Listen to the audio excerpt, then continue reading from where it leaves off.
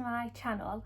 Today's video is going to be a cozy sit down video where I basically just talk through my pregnancy journey so far and do a little trimester comparison. I am currently 26 weeks today, but as this video is uploaded I will be entering my third trimester, so I'll be 28 weeks by the time this video goes up. So I thought I would do a little bit about the first trimester and the second trimester and compare symptoms, energy levels, how I found exercising, food cravings and all things like that. I found it really helpful watching these kind of videos throughout my pregnancy just to kind of get that confirmation and a little bit of comfort knowing I'm not alone and these weird and wonderful symptoms that I've been getting aren't just something that I'm getting. It is normal in pregnancy, and it's also just been quite comforting just to see how other people's journeys are going. I love watching pregnancy videos, birth stories and things like that, so that's why I thought I would make one of my own. So let's of course start with the first trimester. I feel like I really struggled in the first trimester. Now I know there are a lot of people and a lot of other pregnancies that have had it a lot worse than what I did, so I am very thankful that I didn't have it as bad as it could have been, but I did really struggle. So the first symptom that I had before I even took the test was really sore and heavy boobs.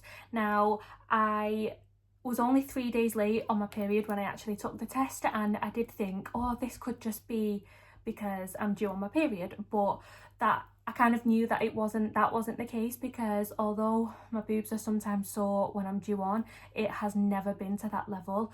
They were honestly so sore, and I've always heard people say how you obviously get sore boobs when you're pregnant, but I underestimated how sore they actually are. The next symptom that I started to notice was that I was needing to wee a lot more. Not as bad as it is now in the second trimester, but I was starting to go to the toilet a lot more frequently than usual, even though I wasn't drinking any more water than I usually would. A symptom that I really struggled with in this trimester were the headaches.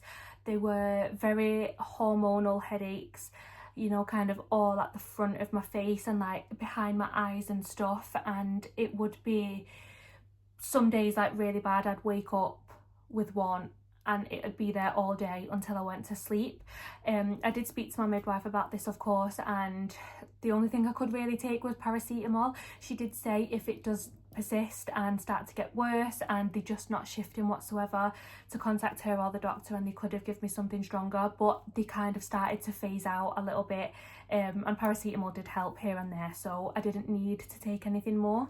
Now this may be a little bit of TMI, but if you are watching this, I'm assuming you are female and you are pregnant, and it is just part of pregnancy, so always going to be open and honest. But another symptom that I didn't really expect, or didn't expect as much, was the increased amount of discharge. I obviously knew as a woman that that would be a symptom of pregnancy, I just didn't realise how much. And then the symptom that I struggled with the most in this trimester was the nausea. Luckily, I wasn't physically being sick. I have only physically been sick once during this pregnancy, which is really good compared to other pregnancies where they literally can't get away from the toilet because they're being sick so much. But from the minute I woke up to the minute I went to sleep, for weeks on end, I just felt so nauseous, to the point where I couldn't really eat much. Even brushing my teeth, I would have to brush my teeth near the toilet in case I started to gag and thought that I was going to throw up. And they call it morning sickness, but it literally lasted the whole day, like from the minute I woke up to the minute I went to sleep. So yeah, that was not fun at all, and I feel like it really affected what I did with my days as well. I didn't really want to go out and do much because even though I wasn't physically being sick, the nausea was that strong that I thought I would be sick. Now I'll just touch a little bit on the energy levels during the first trimester. Now my gosh, was I tired. Like, it felt like I wasn't sleeping whatsoever, but I was sleeping a lot more. So because I was so tired, I would be going to sleep a lot earlier than normal. I'd be waking up later than normal. Pre-pregnancy I used to train in the morning, so I'd be awake at like 5, half 5. That was not a thing in the first trimester. I physically could not get out of bed before 8, And then on days where my schedule would allow, I would absolutely be napping. Luckily, I work from home 4 days a week, so in the first trimester, sometimes I would have a little nap on my lunch break or when I'd finish work.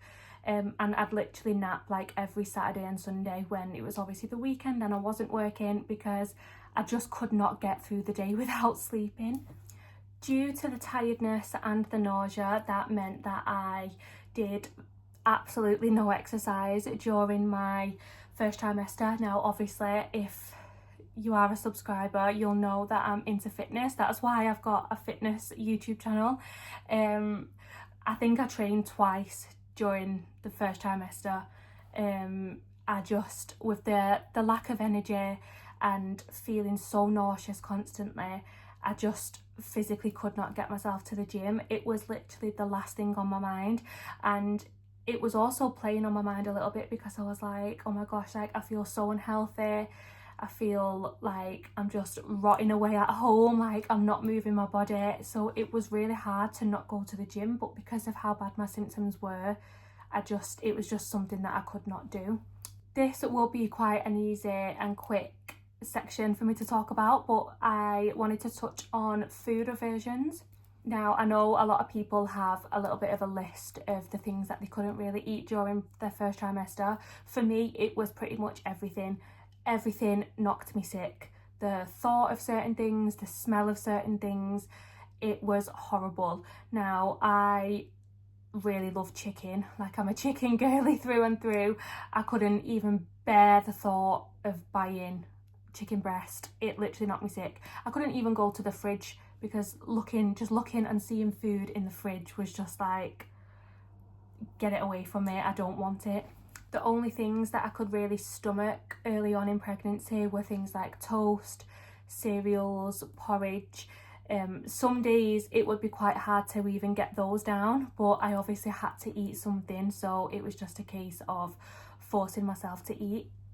I did crave takeaway foods though, so not every single day, but on some days where my appetite was really low and the thought of eating like home cooked foods, like just things that you would naturally cook on a day-to-day basis, that would knock me sick so much. But the thought of like ordering a really big spicy juicy burger would be like, yes, give it to me now. So I did order a lot of food during my first trimester because I thought, if I have a craving for something, that's quite rare for me at this point in pregnancy, so I'm gonna act on it and I'm gonna eat it just to make sure that I am actually eating something. I also thought I'd mention the emotions and the mindsets that I kind of went through during the first trimester. So when we first found out I was pregnant, we were of course over the moon. We have both always wanted kids, and I've always wanted kids quite young as well. I mean, I say quite young, I'm 23, which is still young. So I was really happy that I was kind of having my first baby at this age. My partner is a little bit older than me as well, so it just worked well for both of us, the timings. So finding out, we were obviously really happy, but I was also quite scared and a little bit anxious. I think that's because I'm obviously the one that's going through all these body changes and the one that's actually carrying the baby and gonna have to give birth to the baby and stuff. So it was a little bit of anxiety of the unknown and thinking, oh my gosh, what am I going to be going through these next 9 months? How am I going to cope with labour and all things like that? So as happy as we were, it was a little bit scary for me personally. But that mindset soon changed. The minute I started looking into pregnancy properly and started reading pregnancy books and listening to other people's pregnancy stories and their journeys, it just put my mind at ease, and yeah, just so happy. I was quite anxious in early pregnancy, and I think that's because although your pregnancy is confirmed by obviously your pregnancy test, you don't really see or hear anything of the baby until obviously you're quite a bit further along. So you obviously have your midwife appointment and they'll do a urine sample just to confirm the pregnancy again. However, you don't get any kind of scan or anything like that until 12 weeks. So it was kind of the fear of not knowing. Like, obviously a lot of things can happen throughout all months in pregnancy, but you are more at risk of something happening in the first trimester, so I was quite anxious about that. But as soon as we had our first scan at 12 weeks and we got to see that little baby on the screen, that just put my mind at ease so much. But I obviously just hate the fact that you have to wait until you're 12 weeks to be able to see them. Obviously you can go for an early scan, but the reason that they give you the scan at 12 weeks is because there's enough to see at that point. The last thing you want to do is go for a scan too early and not really be able to see much, because that could panic you a little bit. Even though everything's fine, it's just that the baby's really small and you're too early on. So yeah, it was quite hard waiting for that first scan, but as soon as we saw our baby on the screen, it just made all the worries go away, and I was like, she really is there. Okay, so now I'll move on to the second trimester and talk through the same points that I mentioned in the first trimester section, and I'll just compare. So symptoms, luckily a lot of the worst ones kind of fell off during the second trimester. So my nausea and morning sickness completely subsided. I think this was when I hit around 13-14 weeks, so that was obviously a big relief. The headaches definitely decreased. I still get the odd headache here and there, but nothing abnormal, nothing as bad as the first trimester, kind of just how I kind of was pre-pregnancy. If I was a little bit dehydrated, I might get headache, things like that, but nowhere near as many or as bad as what they were in the first trimester. And then also the really sore boobs, that kind of subsided. They're still a little bit heavy and some days they might be a little bit sore, but nowhere near as bad as what they were. With that being said, some did definitely increase. So the amount of discharge increased, the amount of times that I need to wee increased a lot more than the first trimester. Sometimes I can go for a wee 3 or 4 times within an hour. Like, it is crazy the amount of times that you need to pee during one day when you're pregnant. It's absolutely crazy. Of course, when you're in the second trimester, baby starts to get a lot bigger, so my bump has started to grow, and that meant that I started to feel her little movements. So she is kicking, she is wriggling around in there, and we're feeling her movements so strong at the moment. So that's obviously a really nice symptom, because like I was saying in the previous section, when you're in your first trimester, you've not got a bump, you've not had a scan yet, you can't feel anything, so it's kind of like, is there anything in there? But now that we can feel her, it's just reassuring to know that she's moving around in there and that she's doing okay. Another symptom that has started in the second trimester, and it's not a great one, is the back pains and the aches and pains that you get. So my lower back gets really sore, and so do my hips, which is a weird one. I didn't think your hips, I don't know why I didn't think your hips would be sore, because it makes sense. That's kind of what's supporting the organs really where she's growing. But yeah, proper aches and pains in the back, legs, hips, so it can be quite hard to get comfy a lot of the time. But yeah, I think that's pretty much it for the symptoms in the second trimester. I do feel like my nose is always blocked even though I've not got a cold, so that's another weird one. And another one that I am really struggling with is back acne. My gosh, my back is an absolute mess. I just keep getting really big sore underskin spots all over my back and shoulders. It literally looks a mess, and I actually do have a midwife appointment today, so I'm gonna mention that to her and ask if there's anything that she recommends taking or using for back acne, because it's really not enjoyable. Although I am still absolutely knackered, the energy levels definitely improved during the second trimester. So again, when I got to about 13-14 weeks and my nausea kind of subsided, I started to have a lot more energy. I felt a little bit more like myself, didn't feel as dead waking up in the morning and things like that. I don't feel like I need to nap as much.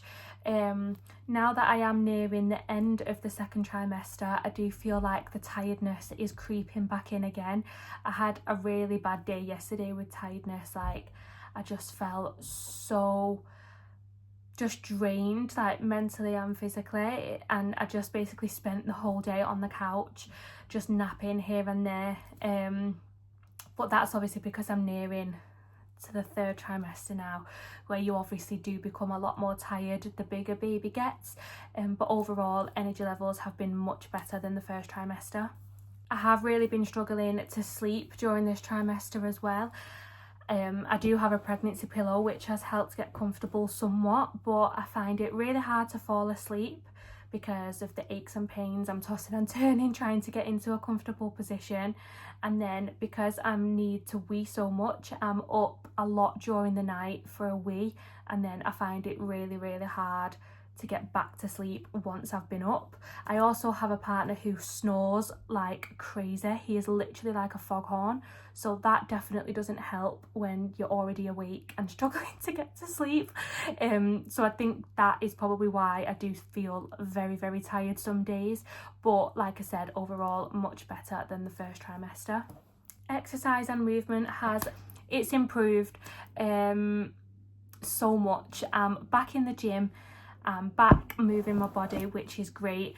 That again happened, I think I was around 16 weeks when I went back to the gym.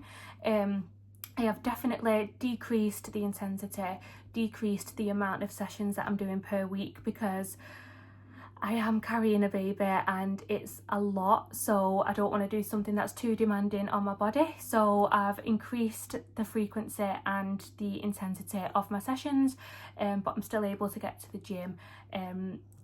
I go between 1 and 3 times a week, just depending how I'm feeling that week. On days where I'm not in the gym, I try and do a little bit of a home routine where I'm doing pregnancy stretches and bodyweight exercises just to try and help prep my body for labour, you know, supporting the pelvic floor muscles, getting that hip mobility and flexibility and stuff like that for labour. So yeah, overall exercise and movement has definitely improved in the 2nd trimester. I have got a video on my channel where I specifically talk about pregnancy and pregnancy training, the things that I've changed during pregnancy to my sessions and things like that. So if you do want to go and watch that, that goes into more detail about the exercise and movement during pregnancy. As for food and cravings, my appetite has definitely come back this trimester, which I'm really thankful for. Nothing knocks me sick anymore. I'm able to eat the meals that I love, and yeah, it's definitely done me the world of good, finally being able to eat proper nutritious meals again. My appetite has come back double, so I am definitely eating for 2. I'm quite a big eater anyway, but I have been eating a lot more than I usually would in this trimester because I just feel starving all the time. I wake up starving, and like I'll feel full for an hour or 2 after a meal, and then I'm like, right, now I need a snack just to keep me going until my next meal. But I'm not complaining, it's what I needed, and I feel like that has helped with my energy levels as well because I'm finally eating nutritious and filling meals. And then as for cravings, I've not had any weird cravings. People keep asking me this, they're like, oh, have you been craving anything weird? I've not been craving anything out of the ordinary. I've just really been craving ice cream, chocolate and cereal. I'm not usually a massive cereal eater. Like, I do like cereal, but I just never think to eat it. But recently, especially in these past 2 or 3 weeks, I've been craving cereal, and I've been having crunchy nut for breakfast every morning, like a massive bowl of it, because it's just what my body wants. But as for weird cravings, I've not had any that are really odd or strange. So I'll just touch on the emotions and mindsets in the 2nd trimester. So of course, as the final trimester approaches, that means labour and delivery is approaching, so I have been quite nervous about that. I do feel like I am as prepared as I can be. Obviously you never know how it's gonna go really, anything can change on the day, but I have been reading pregnancy books which have really helped. I'll put a little image of the pregnancy book that I have already read. It's called What to Expect When You're Expecting, so that's all things pregnancy and labour and delivery. And then now I'm reading another edition which is What to Expect the First Year, so that is all about, of course, once baby's here, the things that you expect the first year of baby's life. So those have really helped. We have got some antenatal classes booked for April. They are over Teams. We would prefer an in-person one, but just because of our work schedules and stuff, the ones that were offered to us through the NHS for free, that were in person, fell during our work hours. So yeah, we opted for the digital, what's it called, virtual classes instead. So that will obviously help and put our minds at ease a lot more about the labour and delivery. But that's like, seems like a big deal, but I'm not too stressed about it. I'm just trying to tell myself she's got to come out one way or another, and our bodies are made to do this. It's natural, and what will be will be. So I'm trying not to let myself get too stressed out about it. And then another thing that I've been a little bit worried about during this trimester are baby girl's movements. So of course, once you start to see a little bit of a pattern with her movements, it's good to keep an eye on them and kind of know when she usually is active, when she's usually sleeping or not moving. And as you're near 28 weeks, that's when you start to see more frequent patterns and stuff like that. So I did have a little bit of a scare the other day because she has been so active recently, and then for a day or two, like, I didn't really feel her that much. Like, I would feel a little kick here and there, but they didn't feel as strong as what they usually are. So I did go to the hospital just to make sure everything was okay, which it was. And as soon as I got there, she started kicking me really hard, and I thought, she's making me look daft, she's making me look crazy. But the midwife was lovely. She was really reassuring, and she said any kind of reduction in movements, always give us a call. It's best to just come in and be checked, and it'd be nothing than you sit at home stressing, not knowing whether to call, and then you don't, and it turns out to be something. So I'm a little bit nervous, and I feel like every day I am like counting her movements and making note of like when we feel her move and stuff like that. So that does make me feel a little bit anxious, because if I don't feel a move, I do start to stress and think, oh my gosh, something's wrong. But then half an hour later, she'll start kicking, and she was probably just asleep. So yeah, it's just trying to keep an eye on them, make sure we're monitoring them, but not stress too much about it. But I think they're the only things that I've kind of been a little bit worried about this trimester.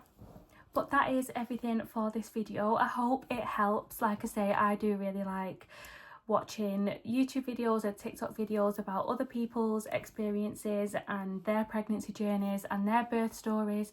So I just thought I'd make one myself, just to see if it helps anyone, especially because I'm into fitness as well. I feel like it can be quite hard to juggle fitness and pregnancy at the same time. So that's why I thought it might be a little bit helpful to make this video. But I hope it was, and I hope you enjoyed, and thank you so much for watching.